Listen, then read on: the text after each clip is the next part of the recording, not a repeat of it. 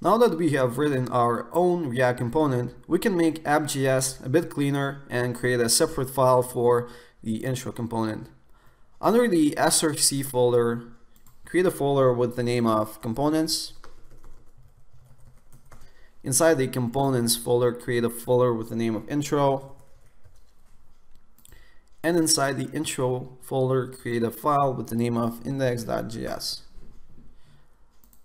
Let's copy our intro component from app.js, pass it back here, and remember to import React library since we're creating React elements inside this file. All that we need to do is export the intro component and we're good to go. By the way, if you're wondering why we're using a sort of different syntax here, this is just known as a shorthand syntax for arrow functions. So what goes after the parentheses is returned from this arrow function. And also one good thing to know is that if you're passing only one argument into your arrow function, you can delete the additional parentheses here. Save it, go back to app.js, and let's import intro from components, intro, save app.js, and nothing has changed on our page.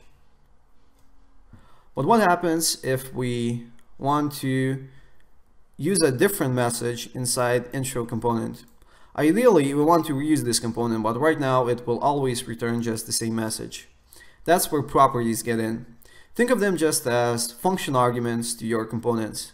So inside index.js, we have one argument passing into the intro component.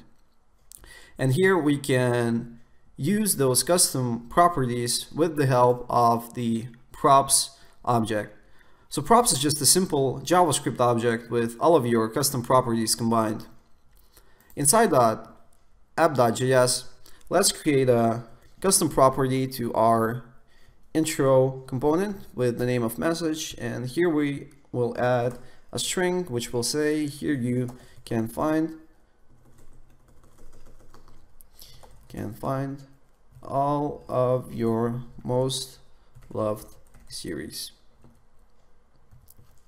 Save app.js, and inside the intro component, let's delete this string and just access the message property inside our props object. Save. And as you can see, we are rendering our intro component with custom property.